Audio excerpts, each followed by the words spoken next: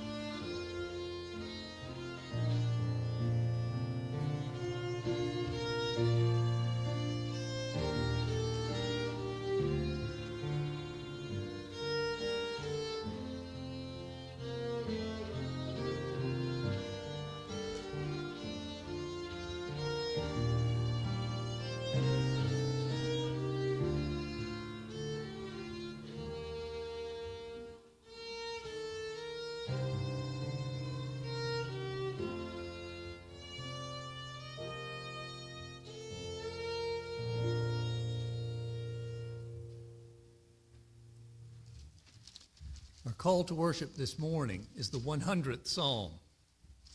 Make a joyful noise to the Lord, all the earth. Serve the Lord with gladness. Come into his presence with singing. Know that the Lord, he is God. It is he who made us, and we are his. We are his people, the sheep of his pasture. Enter his gates with thanksgiving and his courts with praise. Give thanks to him. Bless his name. For the Lord is good, his steadfast love endures forever, and his faithfulness to all generations. Let's sing now of his steadfast love and his enduring faithfulness from the Trinity hymnal, number 95, Though Troubles Assail Us. Please stand with me and sing. Trinity hymnal 95.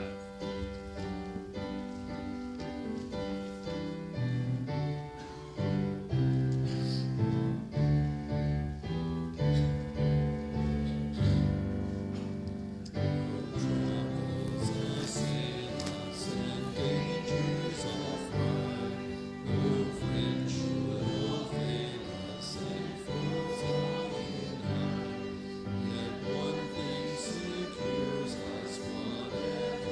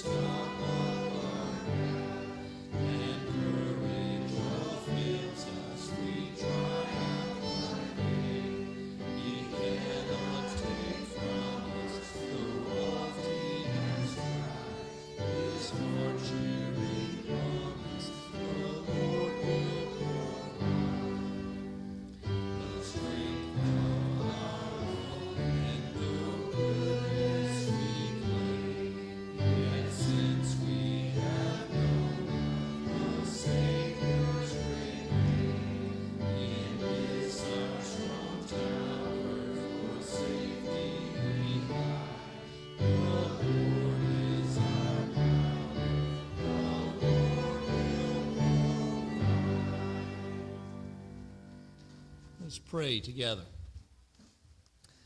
Heavenly Father, we praise you and bless you for your goodness to us, for providing all that we need and more, for giving us the freedom to gather in this place and to praise your name. Lord, we thank you.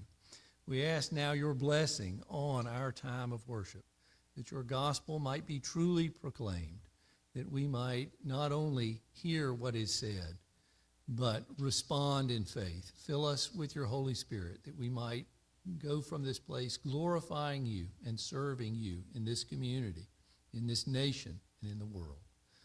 Oh Lord, we thank you for sending your Son, Jesus Christ, to be our Savior. We thank you for the call to follow him, even as his disciples did. And now, Lord, we pray with them as he taught them to pray, saying, Our Father, who art in heaven, hallowed be thy name. Thy kingdom come, thy will be done, on earth as it is in heaven. Give us this day our daily bread, and forgive us our debts, as we forgive our debtors. And lead us not into temptation, but deliver us from evil. For thine is the kingdom, and the power, and the glory forever. Amen. You may be seated.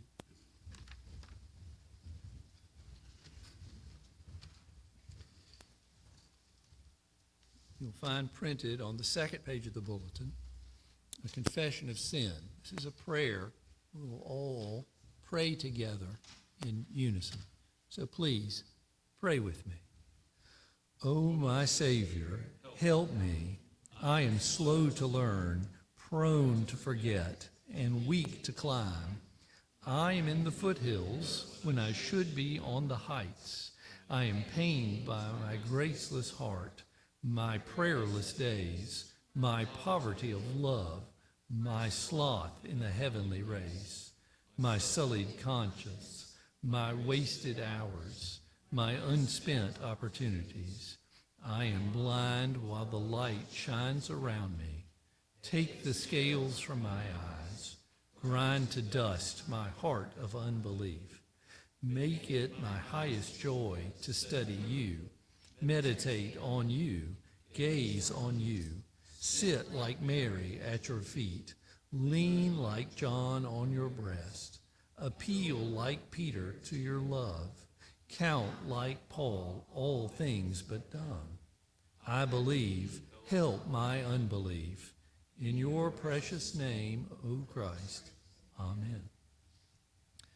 The assurance of pardon comes from John's first epistle. This is that John who leaned upon the breast of Christ at the Last Supper.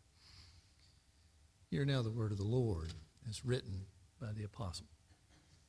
This is the message we have heard from him and proclaim to you, that God is light, and in him is no darkness at all. If we say we have fellowship with him while we walk in darkness, we lie and do not practice the truth. But if we walk in the light, as he is in the light, we have fellowship with one another, and the blood of Jesus, his Son, cleanses us from all sin. If we say we have no sin, we deceive ourselves, and the truth is not in us. If we confess our sins, he is faithful and just to forgive us our sins and to cleanse us from all unrighteousness. This is the word of the Lord. Thanks be to God. Please stand now for the confession of faith. This is taken from the Heidelberg Catechism. I will read the question, and we will respond in unison. Christians, what is your only comfort in life and death? That I am not my own, but belong with body and soul, both in life and in death, to my faithful Savior, Jesus Christ. He has fully paid for all my sins with his precious blood, and has set me free from all the power of the devil. He also preserves me in such a way that without the will of my heavenly Father, not a hair can fall from my head. Indeed, all things must work together for my salvation. Therefore, by his Holy Spirit, he also assures me of eternal life and makes me heartily willing and ready from now on to live for him. You may be seated, and the children may now come forward for the children's sermon, but not with Elder Joel Reed. Pastor Jim Mitchell will be pinch hitting.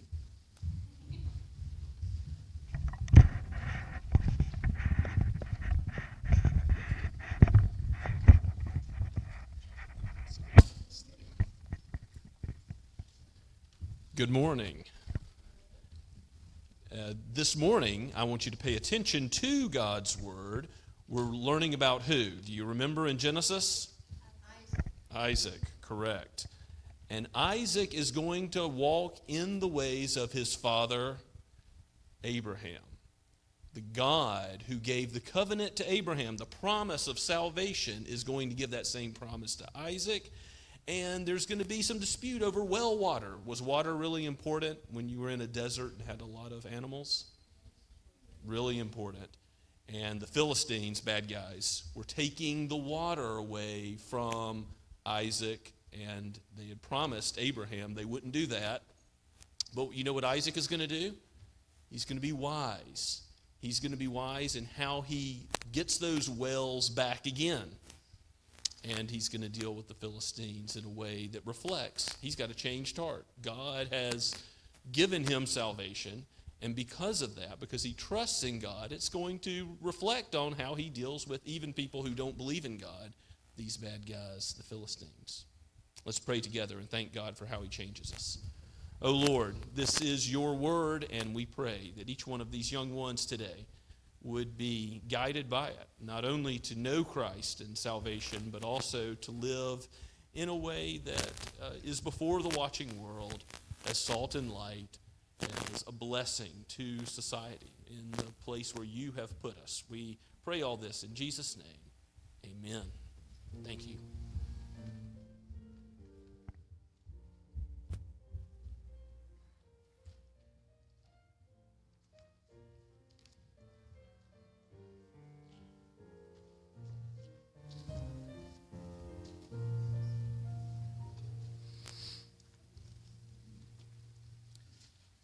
Scripture reading this morning is from the New Testament, from Matthew's Gospel, chapter 5. This is the beginning of a very familiar, lengthy sermon given by our Lord. It's often called the Sermon on the Mount. So here now, Matthew's record of this event. We'll read chapter 5, verses 1 through 16. Seeing the crowds, he, that is Jesus, went up on the mountain. And when he sat down, his disciples came to him, and he opened his mouth and taught them, saying, Blessed are the poor in spirit, for theirs is the kingdom of heaven. Blessed are those who mourn, for they shall be comforted. Blessed are the meek, for they shall inherit the earth. Blessed are those who hunger and thirst for righteousness, for they shall be satisfied. Blessed are the merciful, for they shall receive mercy. Blessed are the pure in heart, for they shall see God. Blessed are the peacemakers, for they shall be called sons of God. Blessed are those who are persecuted for righteousness' sake, for theirs is the kingdom of heaven. Blessed are you when others revile you and persecute you and utter all kinds of evil against you falsely on my account. Rejoice and be glad, for your reward is great in heaven. For so they persecuted the prophets who were before you. You are the salt of the earth. But if salt has lost its taste, how shall its saltiness be restored? It is no longer good for anything except to be thrown out and trampled under people's feet. You are the light of the world. A city set on a hill cannot be hidden. Nor do people light a lamp and put it under a basket, but on a stand, and it gives light to all in the house.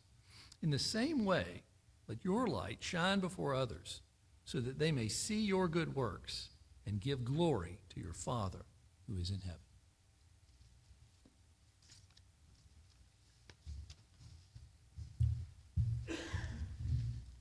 Let us go before our God once again in prayer. O Father, Son, and Holy Spirit, you spoke this world into existence by the word of your power. Your name is majestic and to be honored. The angels in heaven proclaim that you are the one who was and who is to come, and they proclaim this ceaselessly. Let us join with them in hearing your word and proclaiming your praise and ascribing to you the glory that you are due. We thank you, Lord, that you have been gracious, that you have been kind and compassionate to save, that, Lord Jesus, you have come to seek and save the lost. Humble us that we might know our need, that we would see our sin clearly, and then that we would see Jesus. Oh, Holy Spirit, guide us to the Savior, that we would repent where we need repentance, be encouraged where we need encouragement, and be led by the lamp of your word as a light to our path, so that our feet might run the Christian race with endurance. Lord, bless those who are aged, that they might run the race to the very end. Lord, bless those who are raising families, that they might give them the teaching that you desire, so that you would have godly offspring. We thank you, Father, for those that are a blessing from your hand, and pray for those who are with child. We pray for those with young children, and we ask for wisdom to guide them in your ways as parents, as a church. Bless the youth of this church as they continue to go to Bon Clarkin and learn of your word there. Give them a foundation that is rooted in the gospel and friendships that endure and become closer as they spend time together. Lord, we thank you for the fellowship of our ladies in the church, and may it be the case that the older women would teach the younger many things, and that you would give us that integrated fellowship amongst the women particularly. And also, Lord, as you see fit, raise up new leaders in this church, that you would give us men like the elders and deacons you have already so graciously provided. Give us those who are able to teach and show hospitality and are able to attend to the mercy ministry needs of the church and of this community. We pray that you would do this, upholding your gospel, that you would give us faithfulness to your word always, neither adding to it or subtracting from it. Lord, bless the preaching of your gospel today here and in this presbytery and in the Associate Reformed Presbyterian Church. But we pray not only for our denomination, we pray for wherever Christ is preached. We thank you for many Reformed congregations in the area, PCA and OPC and others, and we give you praise for many evangelical pulpits where your gospel rings forth with truth. May your people respond in faith and be changed to the glory and praise of your great name. We thank you for our brothers and sisters in Shem Creek and continue to lift them up. We pray not only for them as a congregation, but for Pastor Ben and his wife Emily, and that you would uphold them and keep them from attacks by the evil one, and for their leadership as well.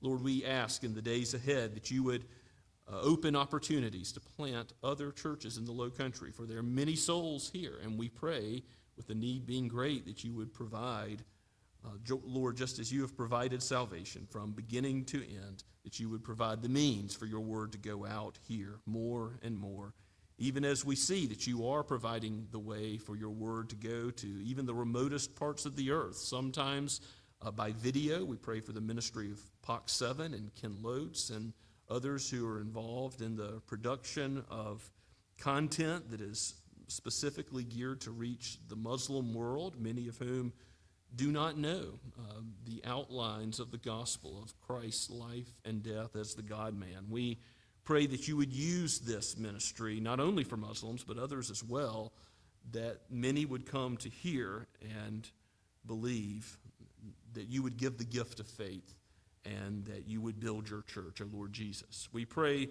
that your Spirit would be active, and that you would be doing the work of building your church through the international student ministry of the Andes, through the Robolos stateside ministry as well.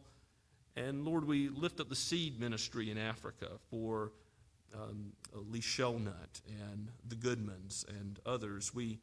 For the Cottons, we pray that you would bless their unity in their fellowship with one another and their particular ministries. Lord, we lift up these things knowing that you are good and you do good for your people. We pray that you would send the church a revival and reformation in our own time, that we would be the means by which the culture is changed. For we know that you have intended us to be salt and light in the midst of a dark and dying world. We pray that you would bring neighbors into Scotts Kirk, that you would use our lives, our hospitality, and our ministry of the word to bring about conversions and sanctification and your kingdom going forward. And let it not be to the praise of any man, but to the praise of your glorious grace. We thank you, Father, that you have given those who rule in authority. We pray that you would restrain their hands from evil and cause them to do good as you steer the king's heart like a watercourse wherever you wish. You are sovereign. You are the King of kings and Lord of lords. And so we pray for the President and Supreme Court and Congress and local leaders, the governor and the South Carolina Congress as well, the mayor of Somerville and those here in this city. We know that nothing escapes your notice, and we lift these things up to you, asking that you would use your people in some measure to be the means by which you hear our prayer and answer our cry. We ask these things humbly, Lord, knowing that you have seen fit in your providence to have many of those in this body be sick this week. We would ask that you would give them speedy recovery and full recovery, and bless those who are traveling with traveling mercy. Bring them back to us soon. We give you thanksgiving, Lord, that you have brought us into your house today, that you have given us life and breath. May we praise you. Let everything that has breath praise your name, O Lord. For we pray this in Christ's name. Amen. As we continue to worship this morning, let us sing to the Lord as is appropriate. Once again, Trinity Hymnal number 498, Jesus, What a Friend for Sinners. Let's stand.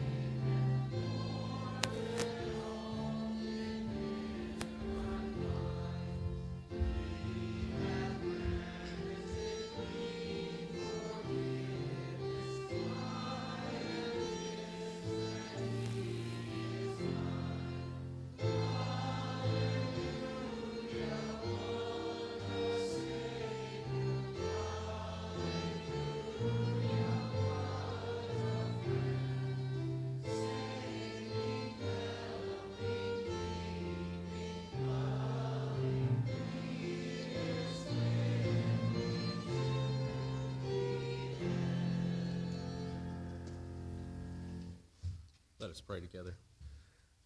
Lord, Heavenly Father, Lord, Son, Holy Spirit, Jesus, we stand in awe of your infinite sacrifices. You've given us your beloved Son, Jesus, for our salvation. And as we give our tithes and offerings, help us to remember that our sacrifices, no matter how small, they're just but echoes of your great love for us.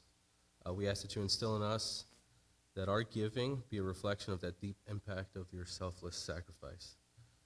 We also ask for a deeper understanding of the internal significance of that sort of stewardship. Ignite within us a passion to use our tithes and offerings for the advancement of your kingdom. We ask these things in the name of our Lord and Savior, Jesus Christ. Amen.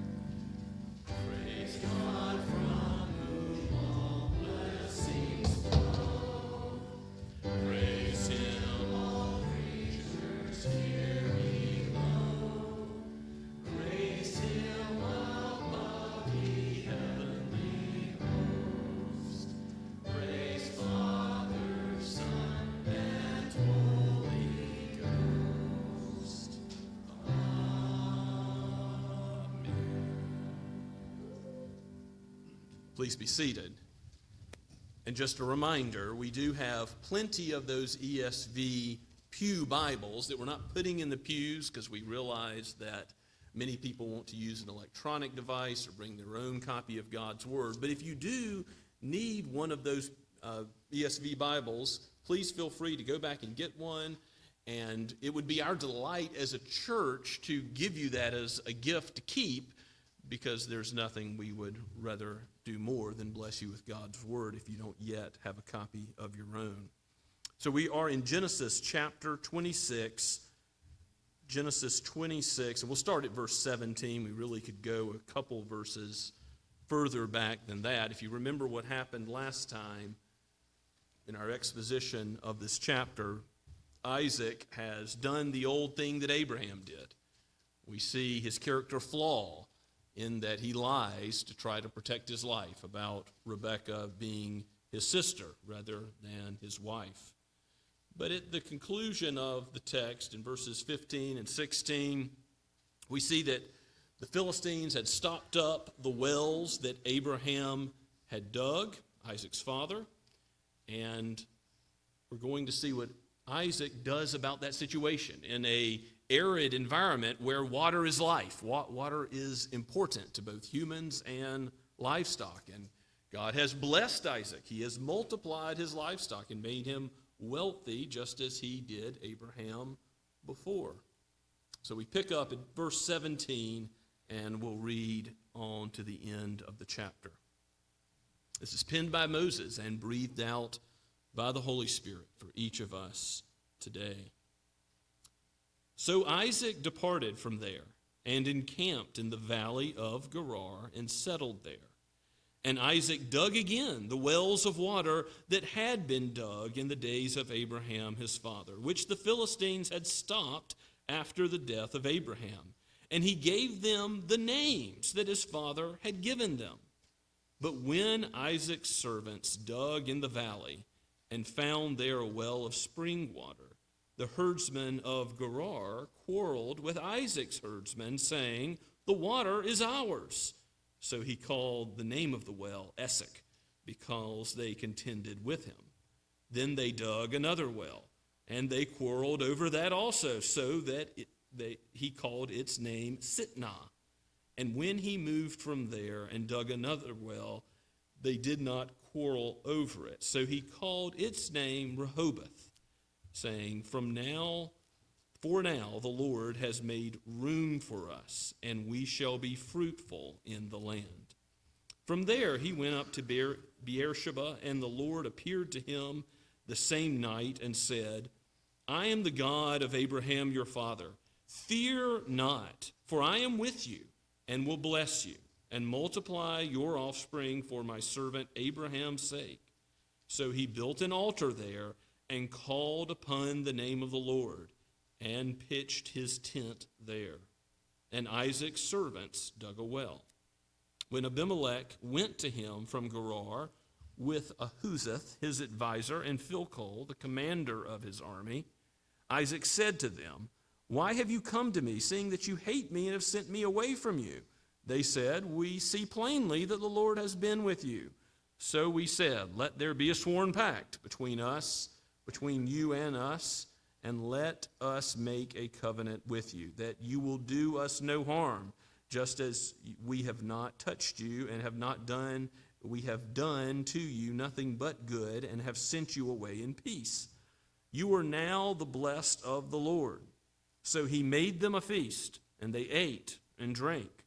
In the morning they rose early and exchanged oaths, and Isaac set them on their way and departed from him in peace. That same day Isaac's servants came and told him about the well that they had dug, and said to him, We have found water. He called it Sheba, for the name of the city is Beersheba to this day.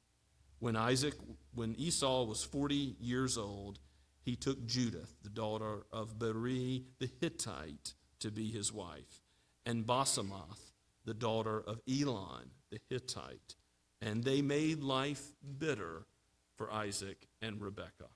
Let's pray together. O Holy Spirit, this is your word. We need the living water, the water that never runs out, even Christ himself. Show us our need and show us Christ, for we pray in his name. Amen. So Isaac gets his character flaws exposed in the reality of Scripture, telling us about who he really was. But it also tells us of his covenant faithfulness here.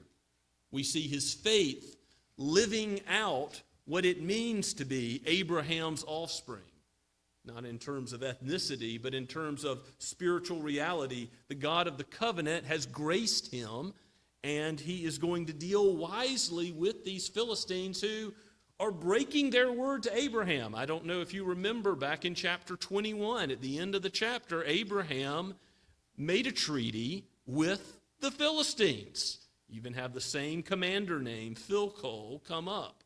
So it's not as if there has not been an agreement about the precious water and the resources and how they would be used, between Abraham and his offspring and the Philistines and their offspring. No, an agreement has been made, but it's been broken. The Philistines had filled in Abraham's wells. That was in verses 15 and 16 and repeated at the beginning of our text. So if you go back to verse 17, it says, Isaac goes and settles in Gerar, southern Holy Land, still in Canaan, and he digs again, verse 18, the wells of water that had been dug in the days of Abraham, his father, which the Philistines had stopped up. So Isaac is quietly redigging the wells, and then he goes further. Now it shows that he is following in Abraham's footsteps. He gave them the names that his father had given them. So by naming the wells, he's showing authority over them. You only name something when you have the right to do it. And that is implicitly asserting Isaac's right as Abraham's offspring to use these resources, which the Philistines have said either they're stopping up or are their own. And we see in verse 19, Isaac's servants dig in the valley and find a new well of spring water, and that leads immediately to a quarrel with the Philistines again, as they have quarreled before with Abraham about well water. The herdsmen of Gerar quarreled with Isaac's herdsmen, saying, the water is ours. They want this spring for themselves. A fresh spring is the easiest way to get water, and they call the name of the well Esek, which means contention. There's one contention, then another. Verse 21, they dig another well. They quarreled over it also and called its name Sitnah, which means enmity or strife, another place name that memorializes the conflict that Isaac is facing. So what is he going to do as a believer? As the one graced by God, and yes, who is imperfect, who hasn't lived by faith in all of his ways, as we saw earlier in the chapter, but now God is going to give him wisdom and give him grace to deal with unbelievers, Philistines, who are improperly treating him and his people. So Isaac says in verse 22, when he digs another well, and there is no quarrel, he's going to name it Rehoboth and say to, essentially, this is the Lord providing us a broad space, a place where there is plenty of room. The name Rehoboth means plenty of room or broad space. He could have asserted his rights. He could have said, well, we deserve all these wells, and they did. But instead he says, look, there's room for us. We have this well, and there's not contention over it. And for right now, he is quiet about asserting his rights before unbelievers. But we see what goes on in verse 23 and following. He goes to Beersheba, which Abraham had already named. This city, the Lord appears to him and in Beersheba and says, essentially what he said earlier in the chapter, a restatement of the covenant promises. I am the God of Abraham, your father. Fear not. Well, that's significant. God oftentimes strikes fear into the human heart when there is an appearance to sinful man. Woe is me, I am undone, a man of unclean lips amongst the people of unclean lips. This is Isaiah's testimony in Isaiah chapter 6. So God says, fear not, just as he did when he came to Mary and Joseph before the birth of Christ. Fear not is the call of God's people. Even though we are sinful, he saves. Jesus came to seek and save the lost, and Isaac shows his lostness in lying about Rebekah, saying she is my sister when she is his wife. Now also he shows that he is graced by God, because God says, do not fear, I am with you. Just as the 23rd Psalm says, you will not need to fear the valley of the shadow of death, because I am with you. My rod and my staff, they comfort you. I am with you is the reason we should not fear. and I will bless you and multiply your offspring for Abraham's sake. Again, the covenant righteousness of Abraham is a type of Christ. Isaac receives blessing not because of anything he did, but because of the righteousness of another, because of the goodness of God through Abraham and the faith that he gave Abraham. Fear not, I am with you and will bless and multiply your offspring for my servant Abraham's sake. And then look at Isaac's response in verse 25. He does the only thing that it's appropriate to do when God comes and visits you and turns you away from fear and makes you blessed. Blessed spiritually in the Savior, the Messiah, to come. He worships. He does what Abraham did before. He builds an altar and he praises God for his character and for his works, for who he is as the God who blesses and graciously, compassionately bestows salvation, and he praises him for what he's done in prospering Isaac and giving him the resources that he needs of water, and as he's about to provide for him in how he deals with the Philistines. He worships, and as Psalm 150 and that fireworks of praise that ends the Psalter says, let everything that has breath praise the Lord. It's appropriate as we come into God's house. Now, I know you might be getting over some sickness, and if that's the case, you might not have breath. But if you have breath, praise the Lord. Sing the Psalms, and I try to be a good example by, if you're not the greatest singer, you can still make a joyful noise to the Lord. And it is what God calls us to do, because whether or not we're gifted in singing, I do appreciate those who are better quality musicians leading us, of course, with a loud voice. But every member of the body ought to sing God's praises. Let everything that has breath praise the Lord. If we do not praise him, the stones would praise him, Jesus says as he enters Jerusalem. Indeed, it is right that Isaac praises the Lord, and it's right for us to praise the Lord, not only on the Lord's day, but as we go through the week, as you're making your drive to work, as you're taking your child to the Little League or soccer field. Praise the Lord. Have this in your mind. Be shaped by the Scripture. If you need examples of praise that cover, by the way, all the spectrum of human emotion, where can you look? Look to the Psalter, 150 Psalms, the hymn book of God's people, which looks forward to the coming Messiah, is full of Christ. Some songs very clearly and explicitly, but all songs being sung about the Christian life. Many of those having to do with dark times, difficult times. That's something that I think the Psalter offers that modern hymn books are not as strong on. The Psalms have psalms like Psalm 88, where the psalmist says, darkness is my only friend. If you know that kind of darkness, that kind of downcast soul, God has a refrain for you in the Psalter so that you would be brought to sing his praise again. Isaac praises the Lord, and what do you know? God uses his praise as the means by which he continues to change him and shape him to be the person he would have him to be. And now Abimelech comes to him. Abimelech goes to him with an advisor and the commander of his army, verse 26. And Isaac gives some blunt conversation back to them in verse 27. Now is the time to speak. Remember, wisdom is knowing the situation and how God's word applies to it.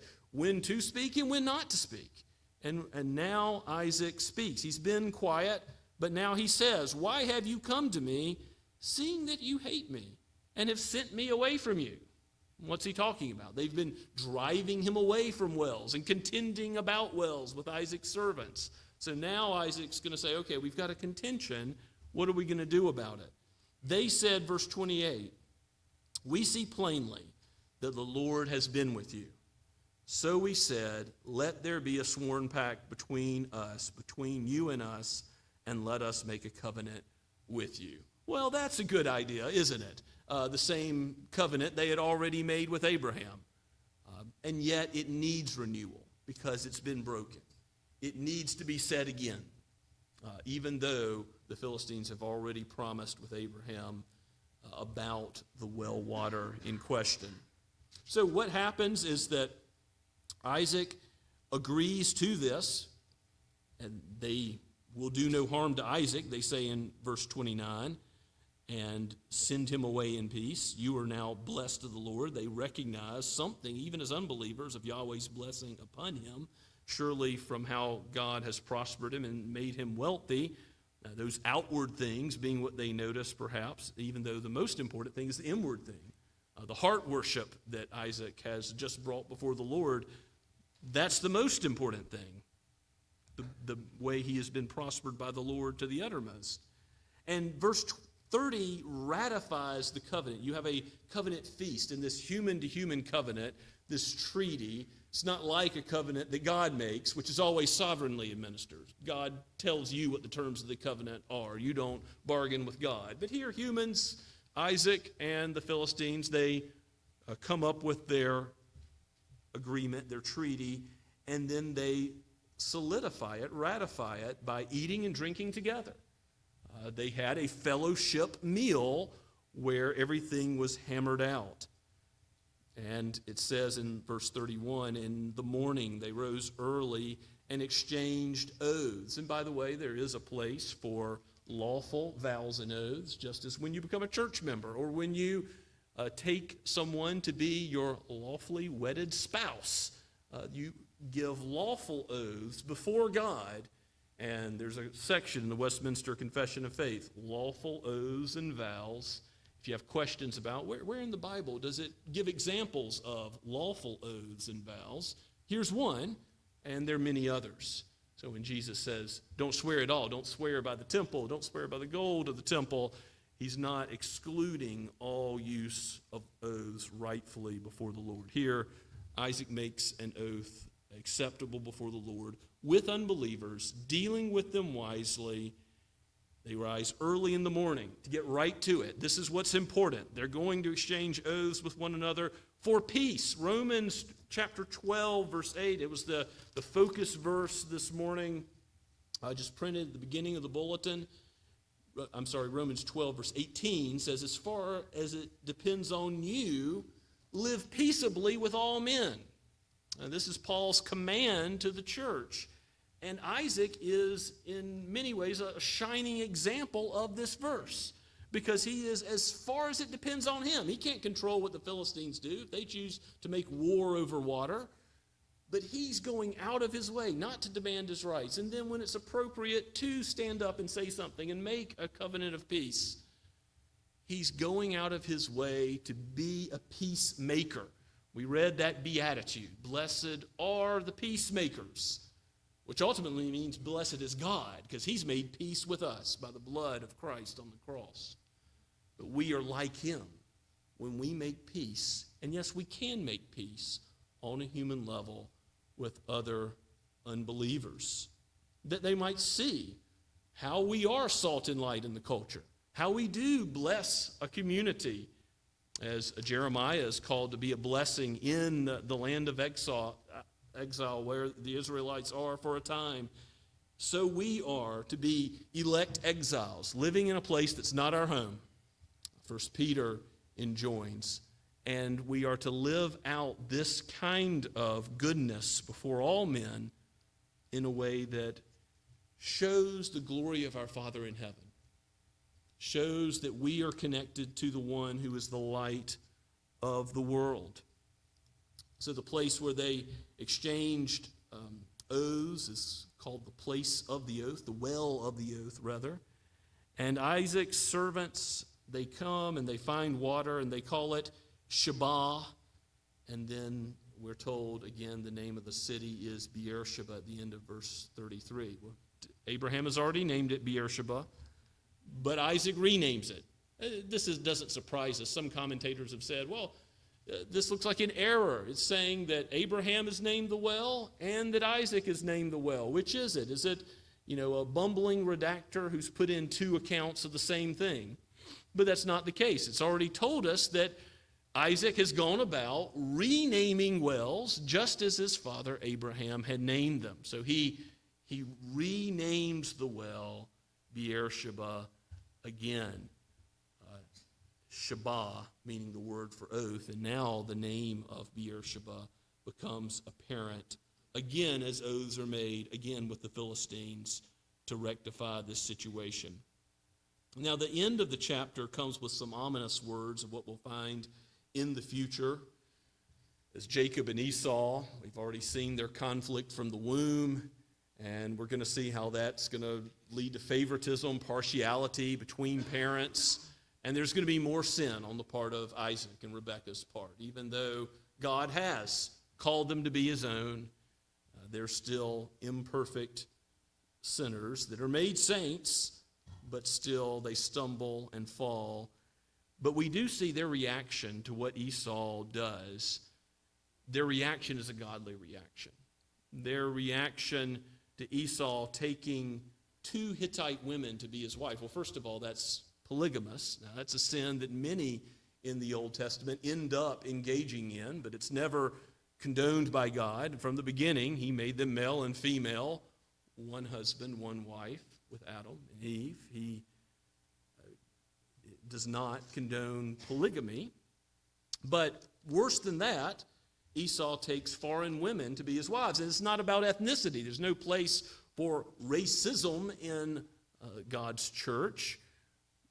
There's no place for partiality based on ethnic background or skin color or anything else. But the reason God told his people, and again, he will tell his people many times in the Pentateuch not to take foreign women as their wives, is a religious reason, so that they won't be swayed to worship the idols of those all around them. And so this is saying that Esau, who is called a godless man in Hebrews chapter 12, this is why Isaac and Rebekah were grieved in their heart. Life was made bitter for them, it says in verse 35, because of what? This very significant decision that Esau made, what he did in taking these foreign women to be his wives. It's the right reaction for God's people to mourn such a thing. And this shows you that even when you're blessed by God in many respects, Yahweh has blessed Isaac, hasn't he? You're not blessed in all respects. There's still trials, there's difficulty, there's suffering in this life for God's people. And to remember that just because you were blessed by God and ultimately eternally blessed and nothing can separate you from Christ's love, it is still the case that you're going to have conflict with unbelievers you're going to be called to deal with. You're going to have possibly even a child go astray, make a significant decision that if they're a believer in Christ is still the wrong decision. And you're going to see that God calls you to face those trials. May God help us to live our lives as Isaac on his best days is living. As we'll see ahead, he stumbles and falls again. May God give us light to shine before a watching world as we deal with our neighbors. Let's pray together. O Lord, let us teach one generation to the next to fear you, to not be like Esau, focused on himself, but Lord, focused on your glory. We thank you, Father, that you have called us to recognize who you are, to not fear, to know the blessing that comes from the covenant, that comes from the righteousness of Christ, his atoning death for his people. May it be that we teach this as Abraham and Isaac bequeath it. So also you were the God of Abraham, Isaac, and Jacob, and you make us the children of Abraham as you come and seek and save us, lost men, and draw us into your kingdom. Would you do that for our offspring, for our neighbors, as we speak the gospel and attempt to live out the gospel in faithfulness before them? Aid us by your Spirit to do so. For the sake of your great name, we pray in Jesus' name. Amen. And let's stand and respond to God's word now with praise, as is appropriate. Onward Christian Soldiers, number 572 in the Trinity Hymnal.